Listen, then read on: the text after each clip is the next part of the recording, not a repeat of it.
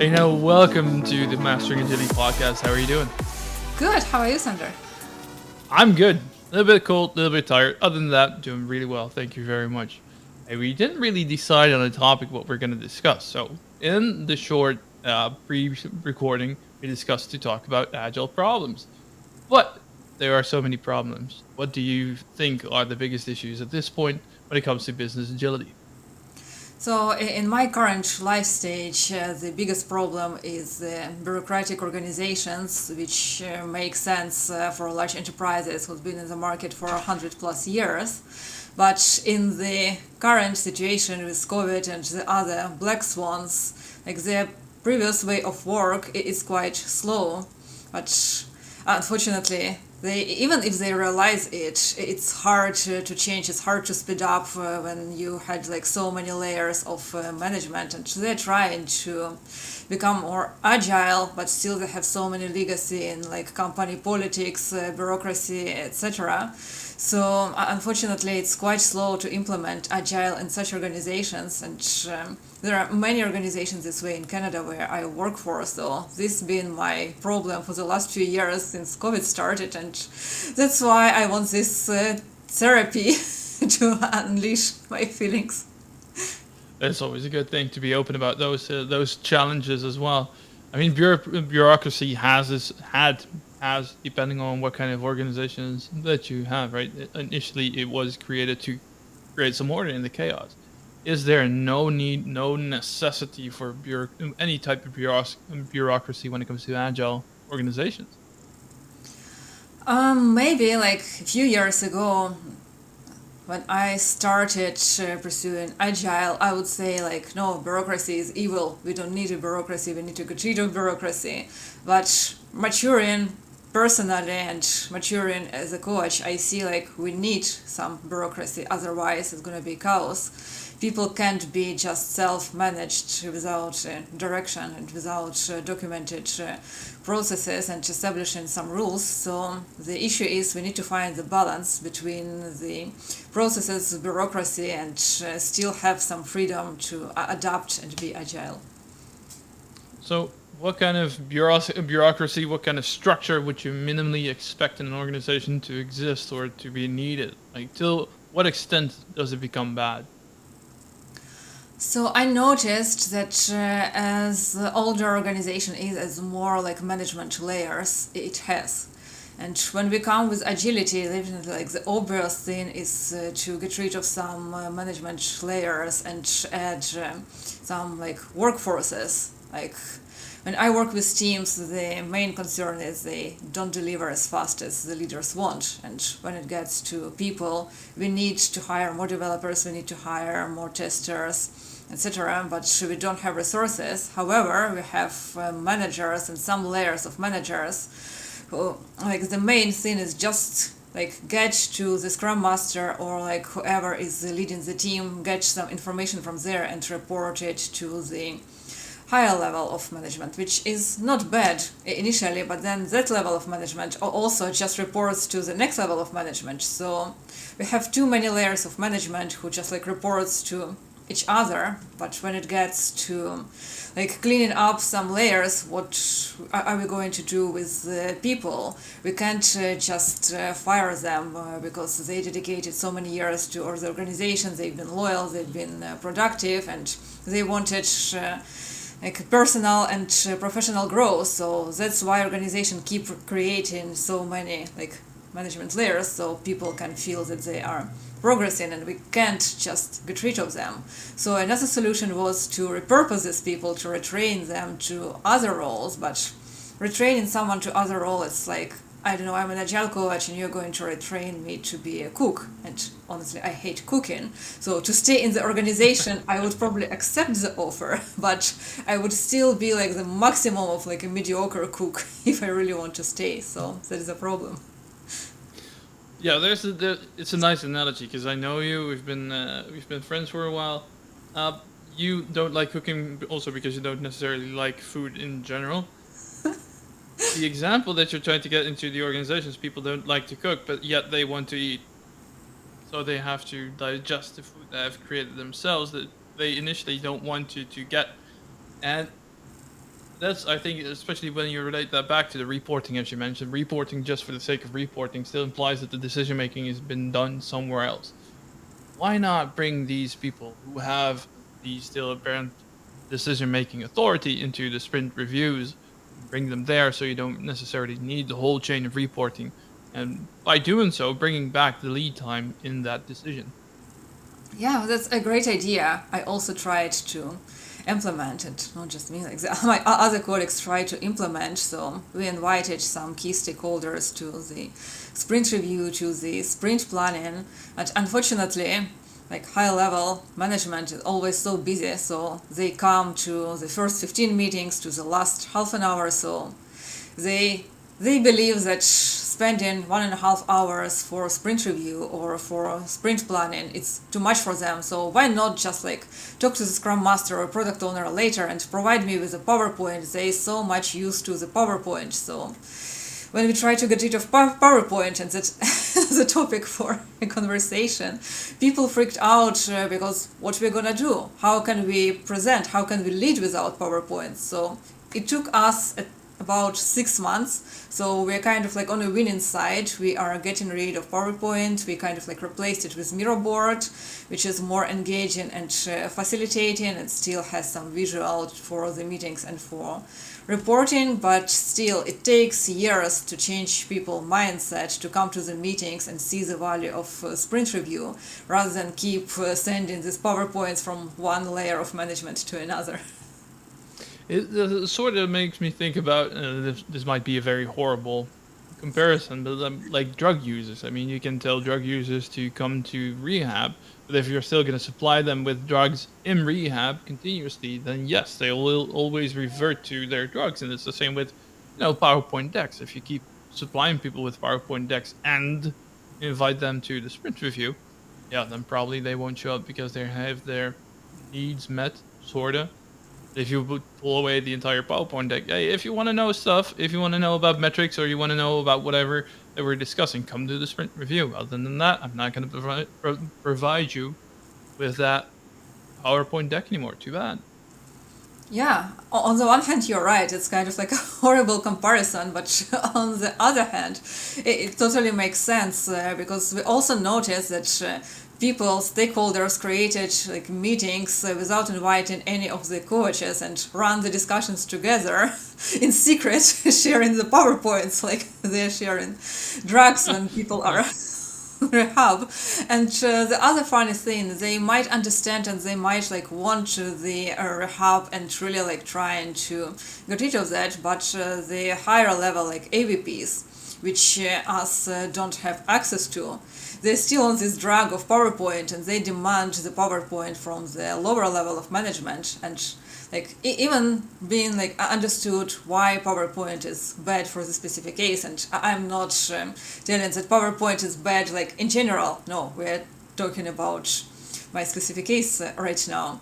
So they don't have like guts to tell the higher level of management that no, we are moving away from PowerPoint. It's still like command and control, it's still like company politics, people still are scared to lose their jobs. So even knowing that the other ways are better, they still obey to the higher management. And so it happens that nobody is educating the higher management. And these drugs are still like moving around the organization. Apparently, Microsoft is our supplier. We've got some support from Anthony in the chat. He says he doesn't like PowerPoint either. Miro is always the way to go. So nice support, fellow Canadians. So now what to do? Good question. What to do now? Just keep trying. Just keep get rid of these drugs and educating from top to bottom. So, like many organizations hire us coaches and hoping that we won't change like leaders. Just like go to the team. And once I even like had a title Agile Team Coach, which I still don't really understand what it means. But in high level, it means go to the team, change them, don't touch us. That's why we are creating this specific title for you. You're a team coach. You are not organizational coach. But it doesn't work. You go to the team, you try to change the team, but the decision making still goes like top down. So you can change something in the team, but you can't create agile without changing the top. So it needs to be top down, and it's kind of like a battle we are trying to win at this moment.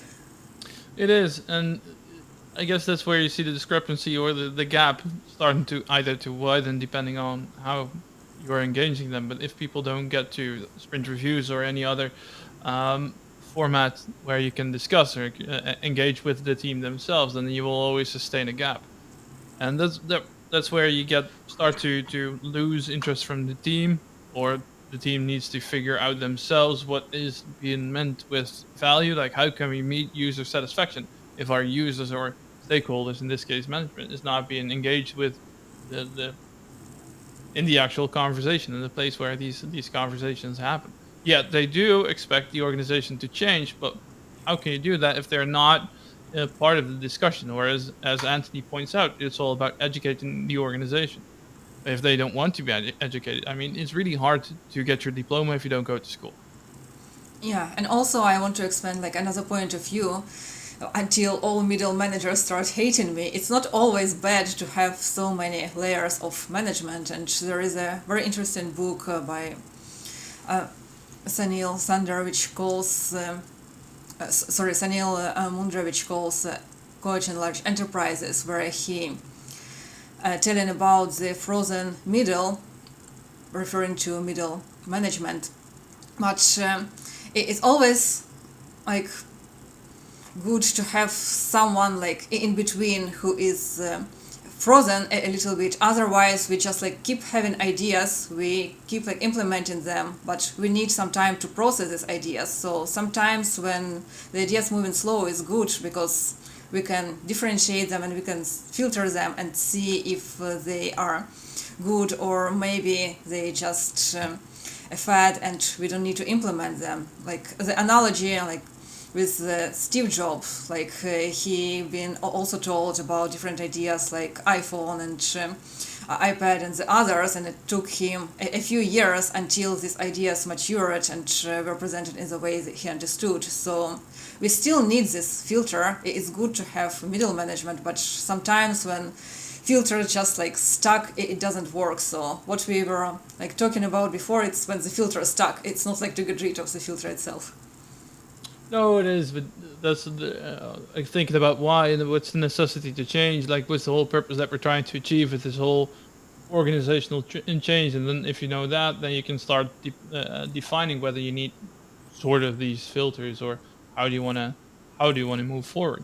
What do you think is the biggest challenge, or the biggest underlying reason that it becomes this hard to change, or to still have the necessity for PowerPoints, for instance, or for any of these legacy behaviors? The main reasons are that people are protecting their comfort zone. They're used to this, it works for them. Why would we change something which works? And the example I used to provide in my webinars as well. So being an agile coach is kind of like you have to adapt to change. Also, I traveled like a lot. I lived in different countries, different places. So it shows like my level of adaptability and agility. But when I buy a new phone or a new laptop, even though I want this change because I bought this phone, for example, and it's cute, it's red color, it's new, I like it, but it took me a week to change from my old iPhone to the new one, which I liked and I wanted, just because I was rejected to change. It was challenging for me, it was painful to start using a new one, to transfer new information, but it's simple, it's just the phone which I wanted. And for people who've been living in the same city, working in the same organization for 20 plus years, pursuing their career, like moving, for example, from the developer to AVP, using PowerPoint since they were 20 and now they are in their 50s, and now someone came 20 years younger than them and told, PowerPoint is drug, let's get rid of them. Imagine the reaction, and it takes time. Yeah, on the other hand, I mean, if you look at the insulation in your house, back in the day, you had only one layer of glass, and that's what people stuck with for years and years and years. Now we have HR++, but you don't stick to that either, just because we've always had single layer glass. So why change now? Because it always has been sufficient. there are better ways to do it now, so why not adopt those changes? And there's a question in the chat saying, I've experienced educating the team and showing so much value where leaders start to notice and ask questions on how it's done. What's been your experience? What do you mean? How it's done? The agile implementation? Yeah, like what we're currently doing in our assignment at a large media corporation is to create some sort of FOMO, and then people start coming in and like, how did you do it? How is it done? How did you get to this point? Like, what's your experience when it comes to training teams and educating teams and showing where value is and where leaders start to notice till that point? Like, how is this done? Yeah, I think first it's a great question. If people are curious, they are already kind of like adopting their mindset to implement it. They just want to make sure that they just want to feel safe on this journey and want someone experienced, want like the shepherd who is going to lead them through this journey, because this journey looks scary, but they're kind of like ready inside to explore. The worst thing when they don't ask these questions, they just like reject whatever you start proposing them and just cut you down in the middle of your sentence. So in this case, they need support. They are scared psychologically, so the first thing you need to provide them this safety. And one of the agile pillars is transparency. So we definitely need to have a plan as coaches, a mobilization plan on how we are gonna use it. Otherwise, like a shepherd without a plan, as we remember the Alice from Wonderland, if we don't know where to go, we will go somewhere. But we need to talk to them and identify where they want to come. So when we have the start point and end point, we provide kind of like a route and giving them a map, being totally transparent and telling them how we're gonna do it. And when we get their buy-in, we can start slowly leading them. I can't say like when we provided the transparency, they find, yeah, we are ready to explore. They kind of like ready to explore, but they're still scared. So on the way, we need to support them with some like waterfall legacy, like still using the reports or some metrics or like whatsoever, and slowly like move into agile metrics. But we need to understand that people feel scared initially, and we just need to provide them psychological safety. So same for teams and same for leaders. Would such and hopefully this satisfies the question in the chat. Would such an implementation or such an approach work if people would not be a little anxious, a little antsy about this? So first, we need to have series of. I don't like webinars. I prefer using a workshop with leaders and with teams like separately and together, providing them information what is going to be done. So for example, if we are implementing agile, we need to choose a framework, whether it's SAFe, Spotify, Scrum, Kanban, whatever. So we need to give them some observation on the framework we're going to use and make them choose. We are not consultants, we are coaches. We don't tell them, hey guys, we're going to use Scrum. No, we provide them like Scrum, Kanban, SAFe, for example, and it's just like an example, and make them decide what is going to be like working for their organization, because they've been there for like 20 years and we just came and been there for a few weeks figuring out the best approach. So we have a workshop on creating the best approach and what framework we are going to use. Then we need to decide on the hierarchy again, even though we don't like it, but we need some. So do we want like teams, platforms, and I'm using like SAFe language right now, or do we want just like teams reporting to some director level or IVP? So whatever structure we have, we need to identify team structure, who we need in the team, like developers, testers, UX designers. Do we need UX designer in the team? Do we need an architect, etc.? Like clear roles and responsibilities, because teams are new to agile.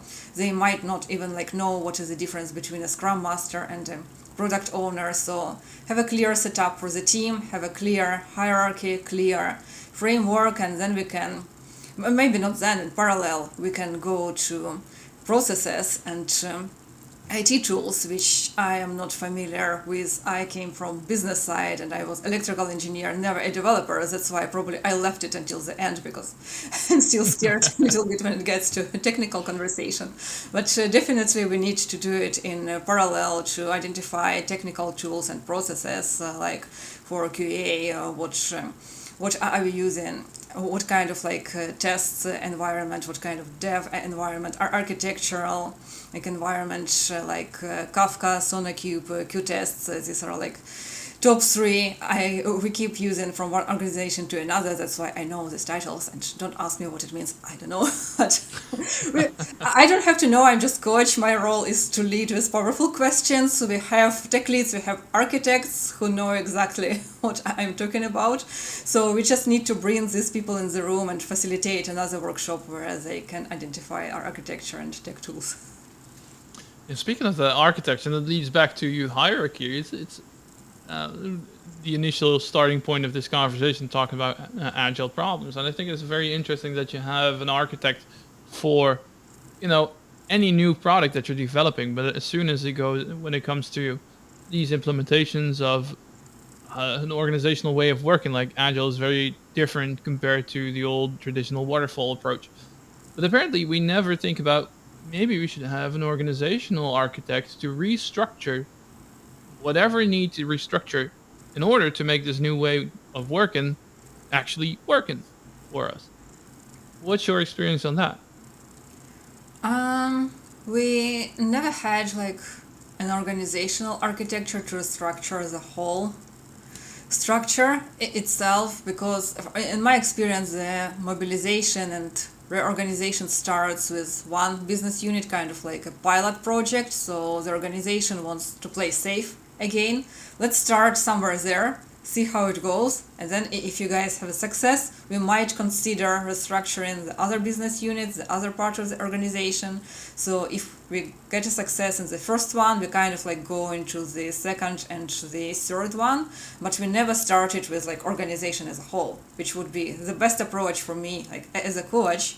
But it might be very risky for the organization. If it fails, the organization will lose millions of dollars. So that's why they try to play safe. And again, we are talking about old bureaucratic organizations, which still a command and control and don't lose their power. So yeah, we kind of go using not the best approach, but probably the safest approach. Yep, makes sense. Sort of in a way, because the safest approach usually is the least efficient one. Maybe interesting question to the people in the chat as well. What do you experience to be agile problems at this point? And when I think about agile problems, prediction comes to mind, predictability, estimation. Psychological safety at this point, of course, is one of the biggest hot topics, but we've been covering that in the podcast for quite a bit the last few episodes. But I think one of the biggest things, and maybe you can back me up in your experience, is that people or organizations are looking for a one-size-fits-all, like the silver bullet. Yeah. We don't have to change that much, and we have the biggest impact. What do you think about this?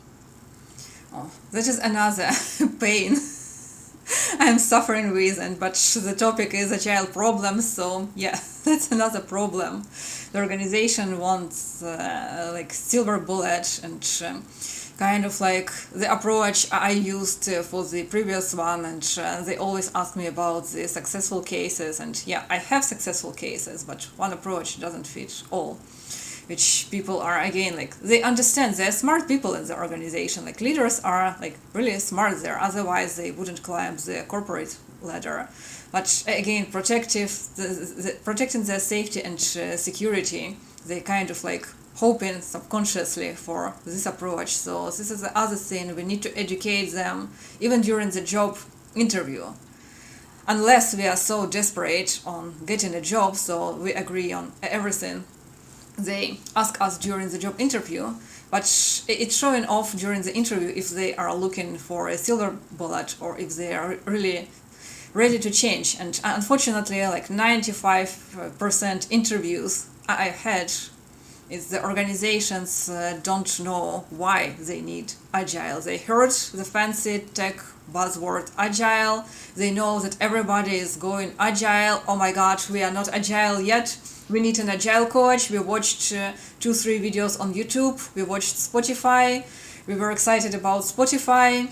We add to the job description experience with a Spotify model, even though there is like not such a model at all, and Spotify doesn't use this model anymore, but they don't know about that.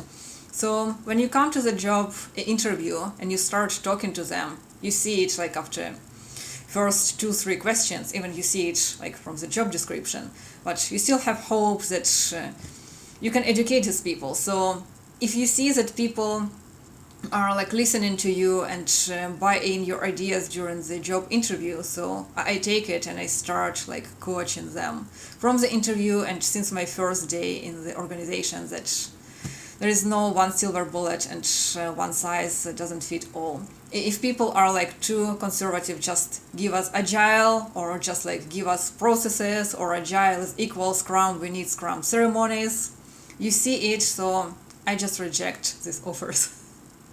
Because honestly, Yeah, I that don't sounds know wonderful. what to do with these organizations. Maybe someone knows, please write us in comment and educate me. Ceremonies is one of these things as well. The difference between ceremonies and, as they call in Scrum, events, is that ceremonies are events except with a religious connotation. And some people are very religious when it comes to Agile, like Agile is going to be our holy savior and it should Yeah. save everything that we're doing. Of course, it doesn't work that way. If it would have, then I would be out of a job. So thank God it doesn't. But exactly what you say. The Spotify model does not exist, and we had Henrik Newberg on the show a couple of episodes ago where he was describing this. Like, there is no Spotify model. I just was talking about the Spotify engineering culture, and that's what has been now known as the Spotify model. Actually, people left the company because of this, which is horrible, of course, a horrible impact. So that's where you have negative value. Different topic that you can actually have negative value. But my point being, many organizations are looking for that one-size-fits-all approach because they fail to skip what Alistair Cockburn introduced to you to Agile, being Shu Hari. Have you ever seen the Karate Kid movie? Yeah, Good. If I've people seen who are the listening who modern. I've haven't, seen the go modern and one. watch it. Yeah, still the principle applies. The wax on, wax off stuff. Point being, Daniel LaRusso, the Karate Kid in the film itself, is being told by his trainer, by his sensei, Mr. Miyagi, to put the wax on the cars that the old classic American cars, and to take it off again, like go through the motion. He doesn't want to do it. Why? Because it has nothing to do with karate. But what it has to do with, even though he didn't see it, is to get that muscle memory and to create a sort of a system, a pattern, and to endure the pain that comes along, ultimately to know how this stuff works and how you can apply it. And then if you're actually going to apply it in practice, then you can learn from this and see where you can adapt to fit this to your cultural needs, your organizational challenges. And that's what Spotify has done, is they took the empirical approach, they implemented Scrum as it's supposed to be done by the book, and then started to see where the friction was to their specific unique needs. The thing with unique is that you can't plot that across multiple organizations. So any organization who says they need to implement the Spotify model is not looking at the empirical approach, but just, we want to have our problem solved right away and we don't really want to do anything for it. Think about what should we change that relates back to the organizational architect. What do we need to change? Wax on, wax off, exactly, Anthony. What do we need to change in order to make this work for us? And how can we create our, not the Spotify model, but maybe the, the Shell model, the IBM model, what works for us, what our local challenges are. And I think that's something that many organizations don't want to do or underestimate what the value is to it. I mean, if you're highly intelligent, you're well educated, you're in the engineering, you were educated in electric, is it? How do you call that? Electrical engineering. I wouldn't be able to do that. And why not? Because you went through that pain of doing the wax on, wax off. You took the empirical approach and took the studies and found out what happens if, I don't know, you do try to run X. You took the empirical approach. I didn't, but I don't expect myself to get to your level of knowledge. Yet that is the exact thing that organizations are trying to do. Like, don't go through the pain, don't go through an emotion, yet expect maximum outcomes. And I think that's something that we as agile coaches or consultants are requested to fix with minimal pain. Yeah, minimum pain, minimum efforts, and minimum money spent on that. And I've Yep. been talking to like many leaders, not just large enterprises, but other like organizations not related to IT or agile. So those leaders or entrepreneurs asked me about agile. So when I tried to explain about the mindset, about the value we are bringing to the customers, customer satisfaction, they don't care about any of that. They just care like what is ROI at the end of the year, how fast it's going to be implemented. And when I tell like it takes just like 3-4 months to get buy-in from the team to get their trust, and only after that you can start coaching, and then it takes another like 6 months to get to this like coaching point to move the team like from the stage of like norming to performance. So overall it's kind of like 12 months or even like more, depends on the situation. It's very rare cases when it takes like less time. Mostly it's for the small startups when people are more like agile and young, I mean like on their mindset, not on the age. And those leaders, those entrepreneurs don't want to hear that. And I notice that not many leaders are like considering the strategy of playing a long game. Everybody wants a short game, the short win, and we don't care or don't want to think about what's gonna happen next. But agile is basically the long-term game which will pay off, but definitely not the first year. No, and that is quite frequently an expectation. Like, implement Scrum in 3 months and then we're good to go. Then all of our issues will disappear, like sun in the snow. But unfortunately, that's not how it works. Sort of glad, but also sort of sad that to hear that this is your experience too. Glad that I'm not the only one, and I know I'm not the only one. But it's always good to be able to be on the same level and have the understanding, mutual understanding. What other issues does this create? What do you mean by other issues? If an organization doesn't dare to take the empirical approach, do you see this in other areas outside of the implementation itself? Do you that What's the effect that's rubbing off when it comes to dynamics, culture, whatsoever?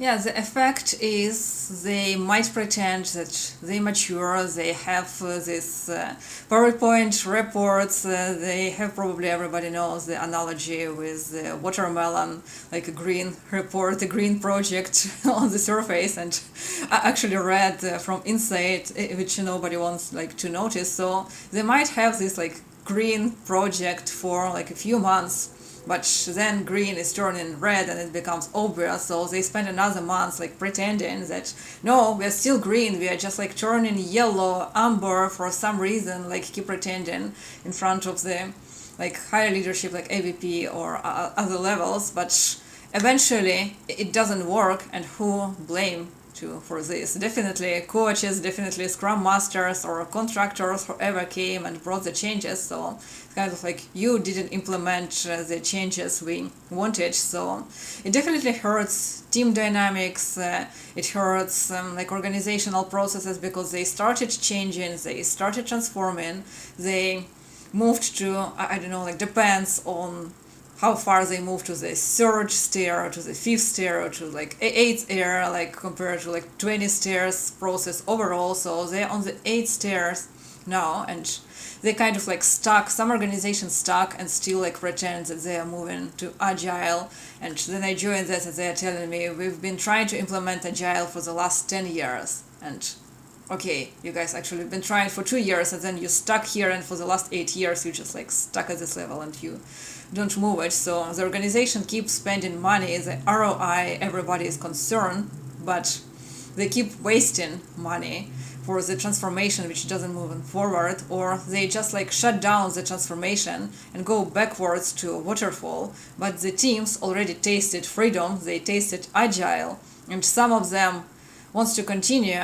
In my experience, like mostly like testers, they kind of like first adopters, because it's easier for them to work iteratively than just test everything at once. Then the others, so the team wants agile, but the leaders don't, and then it's gonna be like pressure and kind of like internal war between the team and leadership. So it hurts like organization financially, it hurts organization psychologically, but unfortunately sometimes there is a pain the organization needs to feel to understand what to do next. Unfortunately, yeah.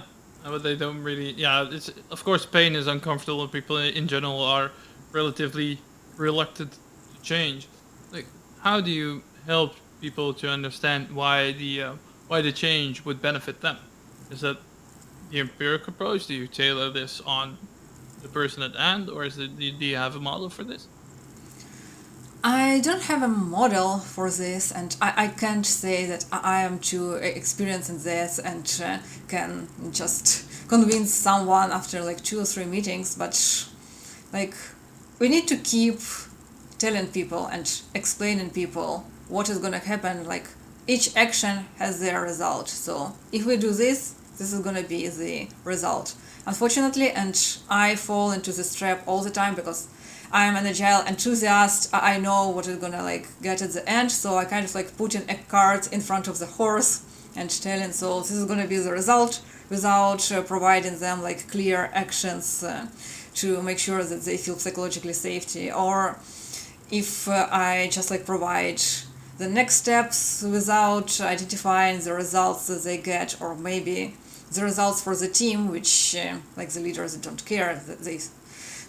They're supposed to care, but people are selfish. So yeah, it's very like challenging to identify and to provide like what people really need. But when we kind of like click, okay, this person cares about safety, for example, or like money, or like organizational spirit, when we click there, we keep like educating them on what's happening. And again, it's a painful process. You educate them, you create a meeting, and like, even if the leader understood, okay, we are going agile, we are doing empirical process, people's first, it's hard to break the habit. And then we get to the meeting, and this leader starts like dictating again to the team and to their like employees what they need to do next. And it's kind of like against what we've been talking about, what we've been like spending the last 2 hours of education. And then at the end, the leaders ask for feedback. So did I improve? And you as a coach, like, no, you didn't. And it depends on the maturity of the leader to take this feedback and to understand this feedback, and also maturity of the coach how to provide this feedback so the leader understands. So I don't have a model yet. I am on my way of practicing and maturing myself as a coach in this, but hopefully in 1 year we will have a podcast again, so I will have a clear model and provide like there are 5 steps you can make leader mature and adapt, but not at this moment. I'm gonna stick you to this. So November 2023, we're gonna have another podcast to reflect on this. Of course. I recently was a guest for once in the podcast, the Scrum.org podcast with Dave West. Will probably be released somewhere in December. And I had a really nice conversation about him, about leadership, and he was very open about his personal challenges and what he feels are his things to improve. And I think that he displayed a very essential thing there, is to be aware of your own pitfalls and have a good level of introspection. What's the best agile leader that you have come across so far? The best agile leader, you want a name or? Oh, just a situation. If you want to know if you want to mention a name, sure, go ahead. Nice to have some kudos to someone, but if you want to stick to the character or the behavior, completely fine.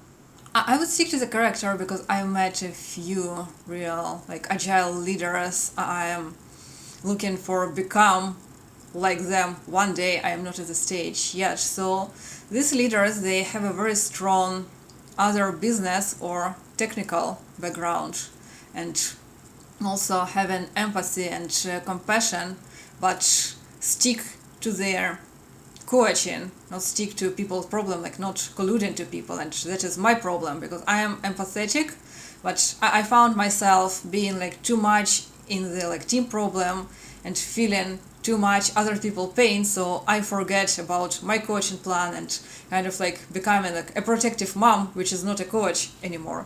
It's just like a protective mom. And even as a parent, sometimes when you're overprotective, it doesn't serve your child. So these people, they have like very solid business understanding. They speak business language with leaders. They speak empathetic language with the team, but they always have their focus in mind. So it's kind of like a combination of the accommodative type of personality and analytical type of personality, and sometimes assertive type of personality. So you feel the pain, you compassion to the team, you support the leader, but you analyze everything like at the same time, and you assertively push them to the end goal.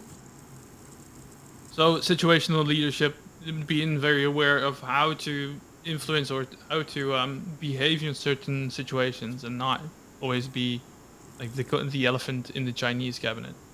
Yeah, exactly. And know your end goal, know how to get there, and adjust and adapt and be agile on the way, feeling empathy and compassion to the team and understanding to the leadership. That's pretty cool. I think that's very important. I think that relates to you, what I see from you on, social media platforms like LinkedIn. And I don't want to call you an influencer because that makes me think of Instagram hippies. But you're definitely a good online personality, and you know how to brand yourself really well. But that requires that situational leadership as well. How do you get to this point that you know how to build a brand for yourself and know things, what to say and how to behave in certain situations? Yeah, absolutely. And before we go to that question, I will actually give you one name. Ian Banner is one of the coaches. I attended a few courses, and I still like look for his posts on LinkedIn, and I am learning a lot from him. So if you want a good example, Ian Banner is the one who follow, and definitely Sander, his podcasts, his Discord, and Thank well, you. whatever like social media you have. Yeah, that's how we met actually at one of the networking events. And coming to your question about the branding on social media, knowing like what to say and how to say, it took me a while to figure out, and I was scared of posting something on LinkedIn, especially when I just like started my career, when I pivoted from engineering and teaching languages to IT and specifically Scrum Master or Agile. I was terrified posting something on LinkedIn or like as a blog, because I knew there are like so many experts with like 30 plus years or 20 plus years expertise, like who learned from Jeff Sutherland or like Alistair Cockburn or like other fathers. And here is like me, Aina, brand new Scrum Master, who posts her like clever opinion on all social media. I was terrified, but I got coaching from PMI chapters and Agile chapters, and people, my coaches were very encouraging about that. Like, don't be scared, just like post. Most people don't know even like what you know. Agile is such a niche, so nobody knows outside of our like cohort what Agile is, neither like people in like marketing, e-commerce, or whatever like other fields. So like whatever you know already, it's something new for them. So start simple. So I started simple. I started writing what Agile is and kind of explaining in a simple way, not in a Wikipedia way where it starts Agile is a methodology and like full of frames such as Scrum, Kanban. So like one sentence, 15 unknown words for people who are far from our niche, and kind of like make them sleepy after the first paragraph. So I tried to do it engaging and in a funny way so everybody can relate and understand. And that's how I actually got an idea to start illustrating and provide it in the most like funnier and childish way, because it takes me so time to learn something new, because again there are like so many industry specific terms I don't know, and the new information is just like hard to absorb when it's new. So I tried to make it like for a 5-year-old child, like using foxes, bats, mice in my illustrations. Like sometimes I'm criticized from business experts, like did someone just hacked this page and started providing childish cartoons.